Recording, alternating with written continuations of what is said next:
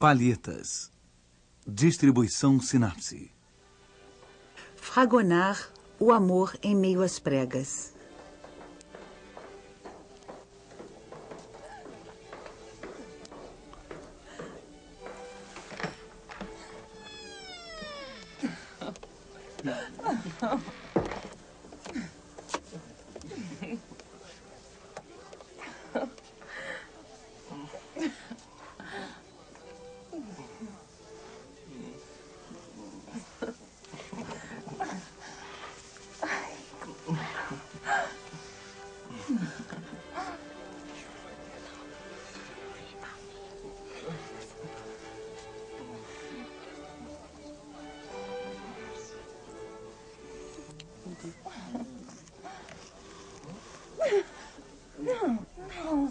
Não.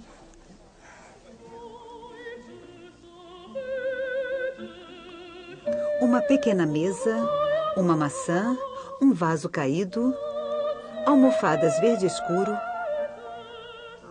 um baldaquim com cortinas escarlates. O amor em meio às pregas.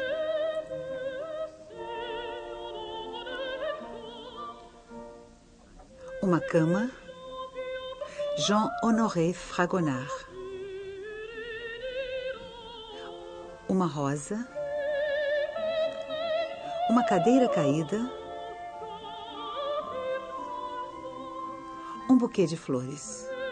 Museu do Louvre, Paris. Uma banqueta, uma porta com fechadura e aldrava. A aldrava.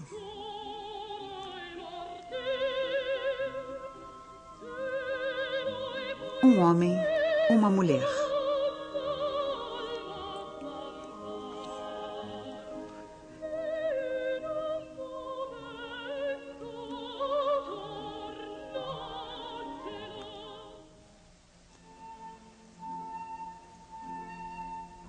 Em 1777, um desenho próximo de A Aldrava, assinado por Fragonard, é colocado à venda.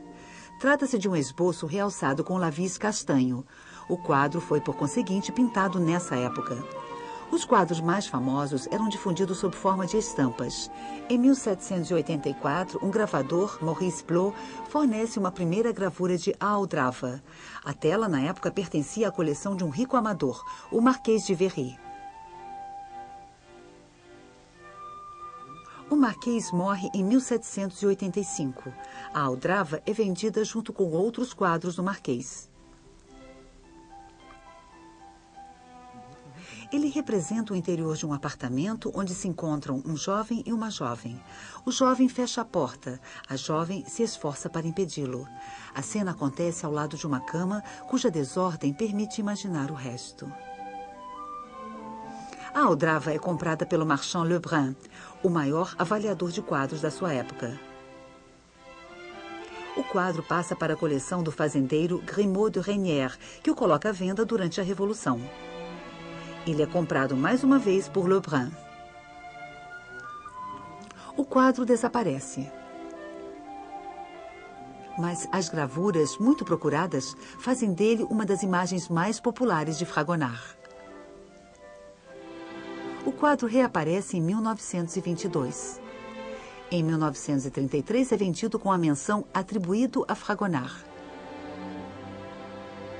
Em 1969 é novamente colocado à venda no Palácio Galliera com a menção Escola de Fragonard.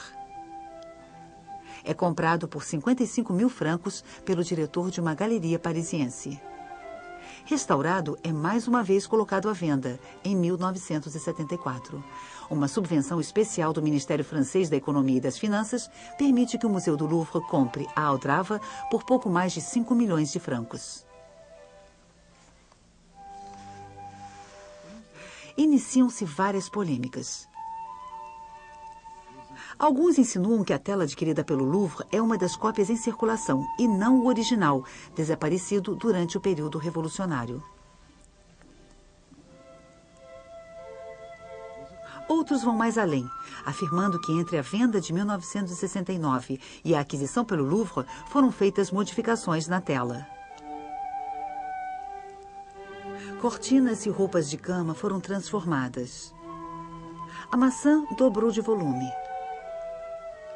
Como se houvera a intenção de assemelhar a suposta cópia da aldrava à gravura de Blot.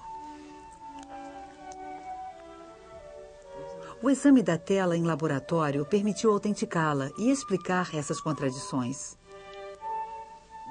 Encontram-se em A Aldrava todas as características de outras obras tardias do pintor. A tela é fina, porém irregular. A análise com infravermelho não revela nenhum desenho subjacente, nem vestígios de pintura anterior. As rachaduras presentes na camada pictórica são semelhantes às de outras obras de Fragonard. Rachaduras redondas em forma de caramujo denunciam a fragilidade do suporte. Elas também são visíveis na obra despida da camisa.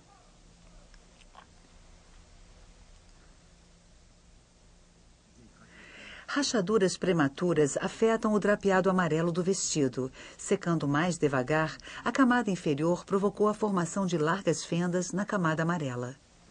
Esses defeitos sofreram vários reparos no passado. A fotografia em fluorescência ultravioleta mostra linhas pretas que correspondem a essas restaurações. Enfim, rachaduras devidas ao tempo, mais tardias, são atribuídas à movimentação da tela.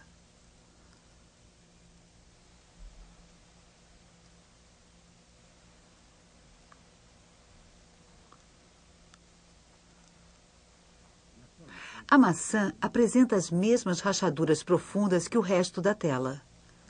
Portanto, ela não pode ter sido pintada nem ampliada recentemente. Foi justamente porque essas rachaduras afetaram a maçã que restaurações pouco hábeis foram feitas para tentar camuflá-las. Esses retoques que reduziam a maçã e modificavam as cortinas e lençóis são visíveis nos clichês das vendas de 1969 e 1933. O desenho posto à venda em 1777 difere do quadro em vários detalhes. A maçã caiu no chão. A jovem olha seu sedutor de esguelha. As pregas do seu vestido são bufantes. Existe um certificado de autenticidade feito pelo próprio Fragonard. Um segundo desenho está bem próximo deste. Um terceiro desenho é bem mais despojado. Um pequeno esboço de 26 centímetros por 32 foi pintado sobre madeira. Ele também apresenta nítidas diferenças em relação ao quadro.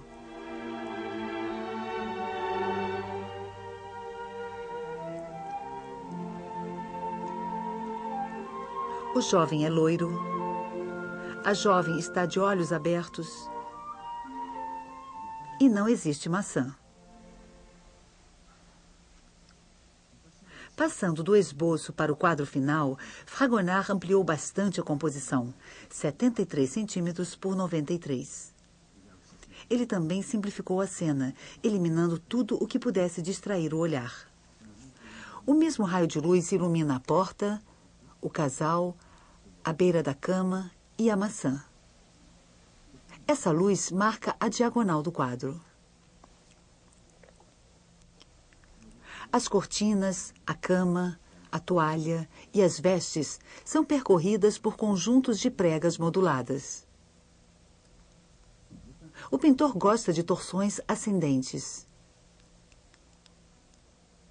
A perna direita da mulher inicia uma curva que se prolonga pelas costas e o braço direito do homem. As pregas principais do vestido se concentram em direção ao ventre da mulher e parecem continuar nas pregas da camisa do homem. Só algumas formas geométricas mais precisas, a mesa ou a porta, contrariam esse conjunto de curvas flexíveis e ritmadas. Na passagem do esboço ao quadro, ocorreu uma mutação. O esboço foi tratado com tons mais frios e claros. O quadro foi modulado em tons quentes e escuros. O branco de chumbo é utilizado com um pouco de preto para as roupas do jovem. Após um tratamento inicial em grisaille, Fragonard superpôs glacis opalescentes. O mesmo branco misturado com um pouco de vermelhão serve de base para as carnações. As cores das cortinas são obtidas com o vermelhão misturado com ocre nas zonas de sombra. As almofadas têm a cor verde escuro, talvez uma mistura de azul da Prússia e amarelo de Nápoles.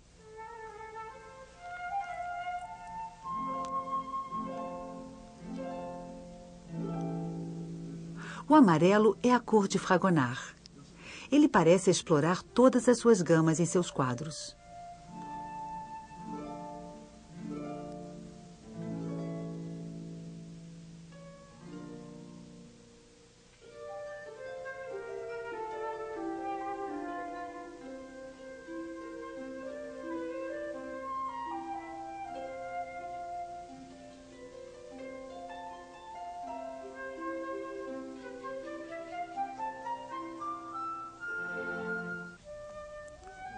No vestido de Aldrava, o pintor utiliza amarelo de Nápoles puro.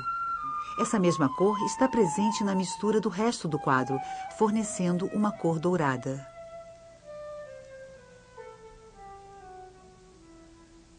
Assim, a Aldrava é composta por uma paleta bem reduzida: preto, branco, amarelo, vermelhão, ocre, verde.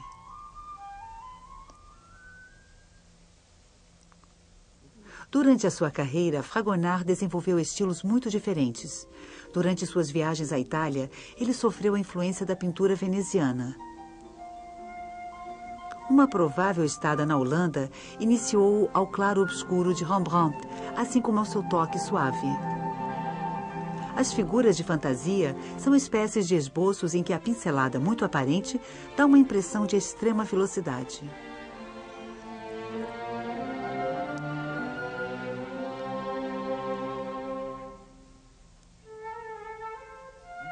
Mas Fragonard também sabe pintar personagens e objetos de contornos precisos. Ao retornar de sua segunda viagem à Itália, o pintor quer provar que pode acompanhar a moda. A Aldrava conserva pregas e curvas do rococó e o toque suave, mas já apresenta as características mais meticulosas do estilo neoclássico que nascia nessa época na França. Os quadros de Fragonard raramente se situam num contexto histórico preciso. No entanto, reproduzem os costumes bastante liberais do século. O pintor, contemporâneo de Buffon ou dos enciclopedistas, conta a história natural do amor.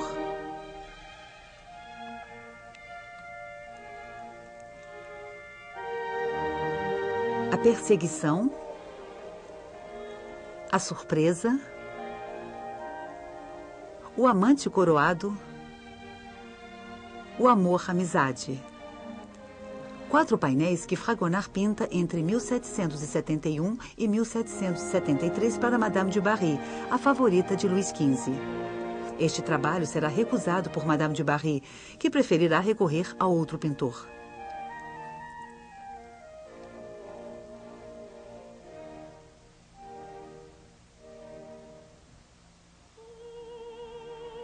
Outros quadros levam o espectador a penetrar nas alcovas.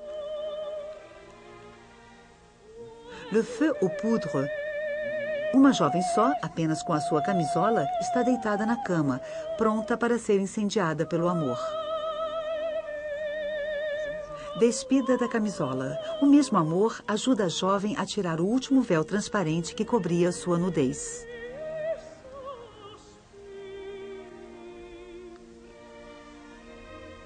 O copo de água. O quadro desaparecido só é conhecido por uma gravura. O galante acaba de irromper abruptamente no quarto, onde a mulher deitada está quase nua. Ele tenta sacudir o colchão, enquanto uma servente cúmplice prepara-se para tirar um copo de água insuficiente para apagar o fogo que incendeia a heroína. A rosquinha. Uma jovem sobre a cama desfeita brinca com um cachorrinho e dá-lhe uma rosquinha. Uma outra versão é mais direta. O biscoito sumiu e o rabo do cãozinho, apertado entre as pernas dobradas da jovem, faz-lhe um carinho.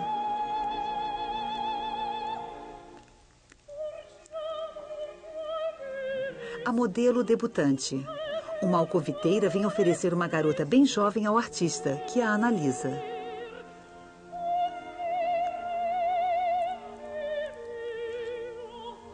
As jovens curiosas. Duas garotas escondidas atrás das cortinas atiram pétalas de rosas em direção ao espectador. Talvez esse espectador esteja deitado sobre uma cama.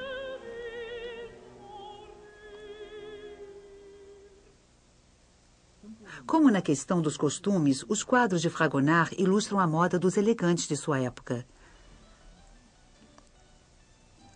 Por volta de 1780, os homens usavam os cabelos levantados na frente num topete, crespos dos lados e longos atrás, presos num rabo de cavalo.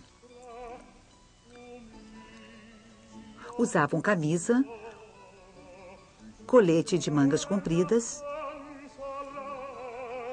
e uma veste à francesa aberta na frente. Por cima, costumavam usar um tipo de capa-manto, o roquelaure. Também usavam uma calça dita à la bavaroise, que ia até o joelho. Calça e meias eram presas por ligas com fivelas. Sob as calças, usavam uma ceroula de algodão. Assim, em A Aldrava, o homem veste a camisa e a ceroula. Ele tirou a calça, os sapatos e as meias. As mulheres usavam laços bufantes no pescoço e fitas nos cabelos.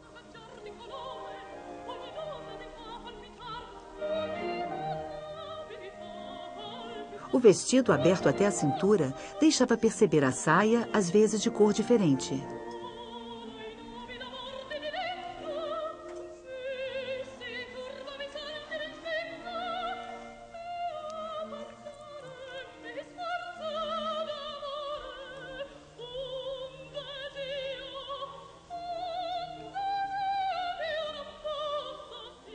Os panos laterais do vestido podiam ser levantados e, graças às fendas da saia, enfiados nos bolsos. Mangas e saiotes eram fixados num corpete com barbatanas bem apertado e trançado nas costas. Sob o corpete, as mulheres usavam uma camisa comprida, mas nenhuma roupa de baixo. Este é o tema de um quadro célebre de Fragonard, Les Hasards Heureux de l'Escarpolette. Um apaixonado escondido nas folhagens descobre maravilhado o que se esconde sob as saias da jovem, que é impulsionada pelo cúmplice cada vez mais alto.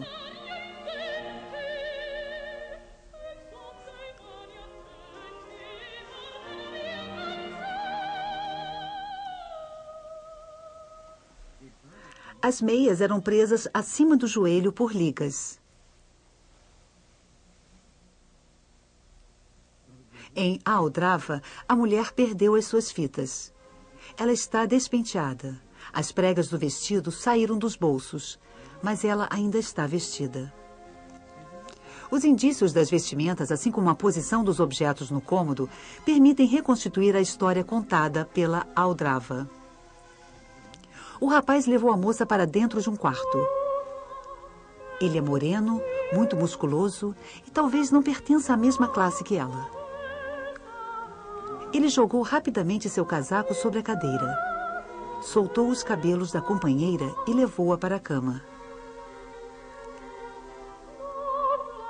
A torção das cortinas demonstra que ele abriu a alcova. O amassado das almofadas e dos lençóis é o indício de seus primeiros beijos, de seus afagos, de seu abraço. Para o rapaz, foi fácil livrar-se furtivamente dos sapatos, das meias e da calça. Desatar o vestido, a saia e o corpete, ao contrário, levaria muito tempo. Nos abraços furtivos, bastava ao sedutor levantar os amplos saiotes, saia e vestido para logo chegar ao objeto escondido do desejo. Até então, a mulher sentia-se protegida pelo risco da chegada de um estranho no cômodo. Mas os carinhos foram longe demais. Seu sedutor está quase nu junto a ela. Ela se sente indefesa. Pula da cama em direção à porta. Seu vestido ainda está sobre a cama. A cadeira está caída. O vaso virou. O buquê foi parar do outro lado. Sempre enlaçado com a companheira, o homem passa à sua frente. Ele a segura. Ela está cambaleante. Ele passa o ferrolho. Ela estende o braço para impedi-lo, sem muita convicção. Coloca sua mão direita sobre a boca do companheiro, agora um gesto mais de carinho do que de recusa. É o último segundo de resistência. Atrás dela, a cama aberta. Ela vai ceder. Ela já cedeu.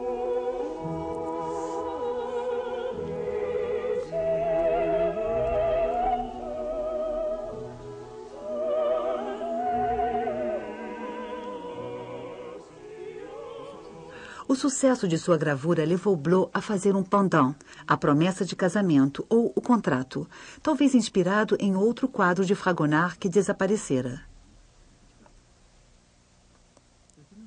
Essa nova estampa de Blot é uma espécie de interpretação. Desenhos estão pendurados na parede. Neles, o espectador pode reconhecer as silhuetas de A Aldrava e as de O Armário. Este é um desenho que o próprio Fragonard gravou. Dessa vez, o amante, que parece haver adquirido hábitos, é surpreendido pela família no momento em que acabava de se esconder. A Aldrava, o Armário e o Contrato formariam, então, uma espécie de pequeno romance em 3 capítulos. A sedução, os amantes surpreendidos, a regularização da relação. Muitas outras imagens, frequentemente muito mais vulgares, surgiram no fim do século XVIII e interpretavam, à sua maneira, a Aldrava. A resistência inútil, a disputa da rosa, a rosa mal defendida. Empurre com força. Abaixo a Aldrava. Nós temos a chave. Ele encontrou a fechadura. Vai dar certo. Deu certo. Uma biografia do pintor, surgida cerca de 10 anos após a sua morte, conta que a Aldrava teria sido pintada a pedido do Marquês de Verry para servir como pendant para um quadro realizado anteriormente por Fragonard, A Adoração dos Pastores. As 2 telas têm as mesmas dimensões e, em 1785, elas foram postas à venda como pendant. Mesmo que esse emparelhamento pareça estranho, talvez se deva ver aí uma variação da oposição clássica entre amor sagrado e amor profano. A inocência da virgem e do recém-nascido estaria assim em oposição à paixão. Neste caso, a maçã faria todo sentido. É o fruto do pecado original. Instigada pelo demônio, Eva oferece a maçã a Adão. Morder a maçã é cometer o pecado da carne. O vaso caído tem a forma longa e estreita. Na mística cristã ou na poesia erótica, a palavra vaso é uma metáfora do sexo feminino. Esse sentido será mantido na gíria. O cântaro rachado ou cântaro quebrado, nas composições do século XVIII, como em Greuze, assumem às vezes um sentido trivial. Em A Aldrava, o vaso só está caído, mas a castidade da jovem está por um fio. Mesmo simbolismo nas flores, que, na iconografia cristã e no folclore europeu, simbolizam a virgindade das moças. Proteger sua flor ou sua rosa deve ser a principal preocupação da jovem bem-educada. A cadeira caída é vista com frequência nas cenas de sedução. Porque está de pernas para o ar, ela evoca o atropelo dos amantes. Todas as pregas do vestido da mulher convergem para seu ventre como flechas de Cupido. O ferrolho garante supostamente a segurança das mulheres. Seria até uma imagem de virtude. Mas, neste caso, o ferrolho vai proteger principalmente o sedutor dos importunos, que poderiam vir interromper a sua empreitada. A eliminação pelo homem do perigo externo aumenta para a mulher o perigo interno. Romper o ferrolho, quebrar o ferrolho, esse instrumento lembra imagens de violação. Aliás, com seu pino central deslizante, o próprio ferrolho é um objeto muito ambíguo.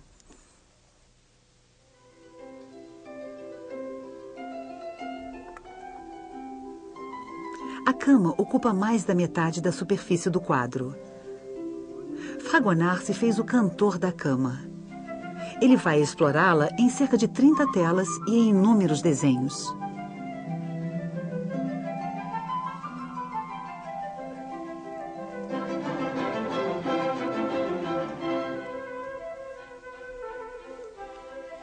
Cortinas, cordões, fitas, travesseiros, rolos e colchões enfeitam essa peça mágica, a cama, palco de todas as encenações, onde tudo termina, onde tudo começa. Em Le Feu aux Poudres, a cor do fogo, cor do desejo, cerca a cama, invade o cinza azulado e o branco dos lençóis e invade, sobretudo, a mancha avermelhada de um fino tufo pubiano em labaredas dançantes, onde o fogo já está presente.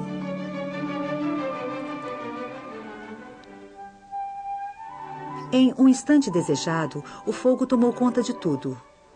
Os corpos dos amantes se mesclam com as formas inchadas da cama, dos travesseiros, dos rolos, com as pregas untuosas dos lençóis e das cortinas abertas.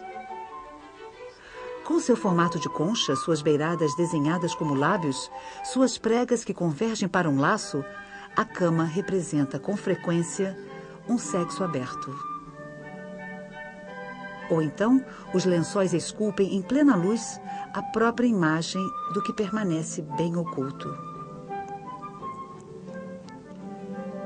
Em As Pequenas Curiosas, a fenda e as pregas das cortinas, as pétalas de rosas, evocam tudo o que o desejo pode imaginar.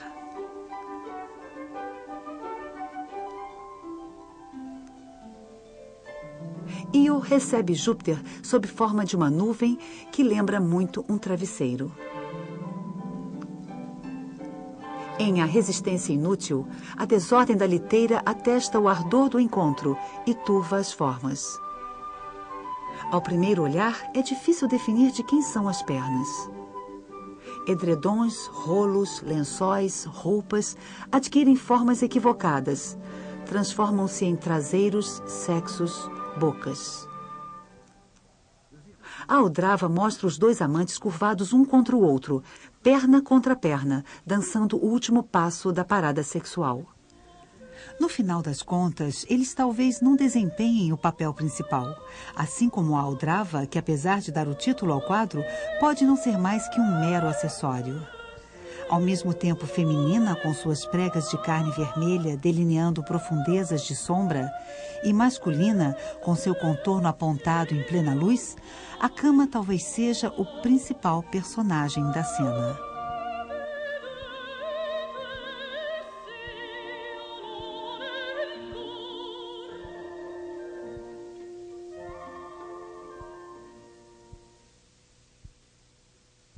Versão brasileira Audio News.